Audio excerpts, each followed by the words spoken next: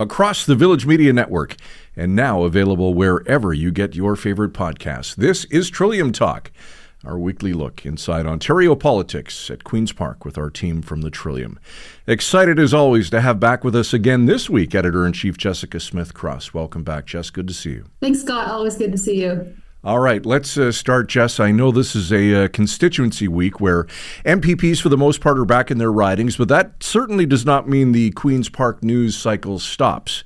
Unions and the Ford government are going toe-to-toe at the Supreme Court over third parties running election ads. Let's start at the beginning. Tell us about the law the PCs passed just before the last election that dramatically strengthened the spending restrictions on those third parties.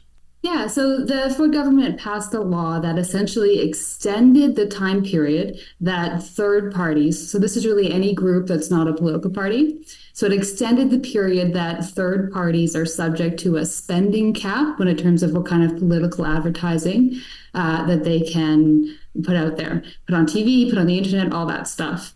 And it went from 6 months ahead of the election period to a whole year. So actually 13 months until election day. And they didn't increase the cap at all. They kept it at about the 600,000 that it was under a previously passed law. So based on this then, Jess, the unions took the government to court citing freedom of expression violations, yet instead of the government taking its lumps, it invoked the Charter's notwithstanding clause, but the unions certainly did not take that lying down.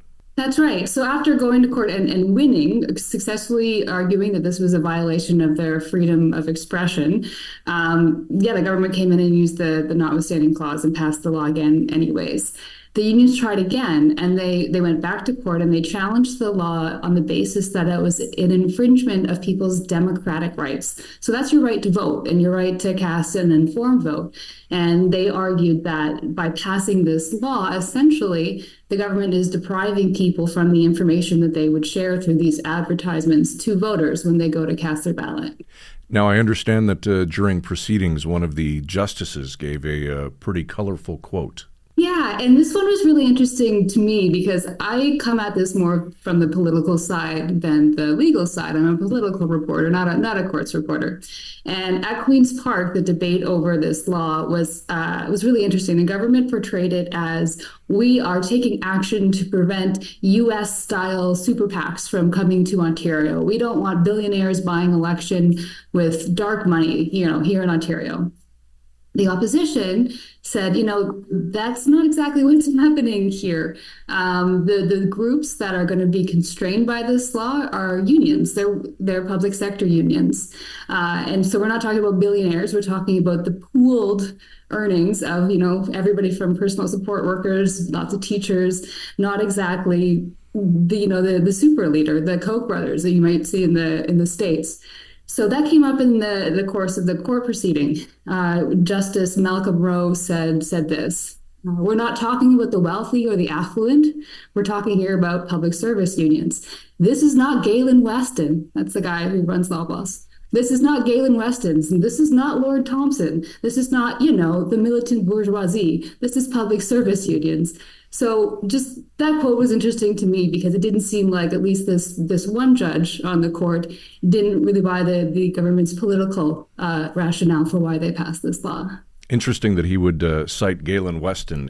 It seems that even a judge is affected by prices at grocery stores these days. Absolutely. Jess, let's talk about this concept of some voices drowning out others in democracy, which is really the rationale behind the bill and similar bills in other jurisdictions. Big spending by third parties, in a lot of cases unions, flooding the markets, essentially drowning out other voices and perspectives. Yeah, this is what makes this whole situation so tricky. Courts in Canada and in other places have generally upheld the idea that there should be limits on spending on political ads around elections, that you really don't want really well-funded groups blasting their message out to the detriment of any other voices that have views on the election.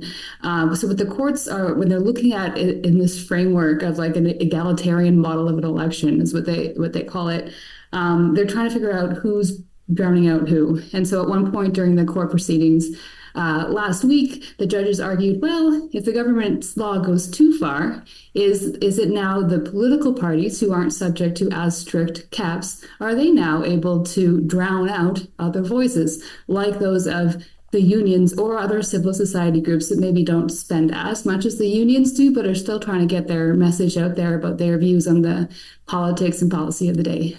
And the fight itself just almost seems a little one-sided, with a fair bit of PC Party TV and social media ads attacking Bonnie Crombie and the Liberals. And the truth is that the opposition parties just don't have the cash to compete. Yeah, that's the situation we're in right now. You want the laws to be written for any situation you into the future, but right now the PCs are in government. They're raising way more money than the opposition parties, and they have the war chest to be running election style ads even now, like 2 years out from an election. So right now they are dominating the airwaves with their advertising. And there's also government advertising that you see, and it's not explicitly partisan, but the government's ads of the day do paint Ontario as a really great place to live right now, and you just happen to have a PC government to thank for it. All right, good stuff. For the most comprehensive coverage of Ontario politics anywhere, log on and become a Trillium Insider today. You can do just that at thetrillium.ca. Editor-in-Chief at The Trillium, Jessica Smith-Cross. Thanks for this, Jess. Have a great week. Thanks, Scott. You too.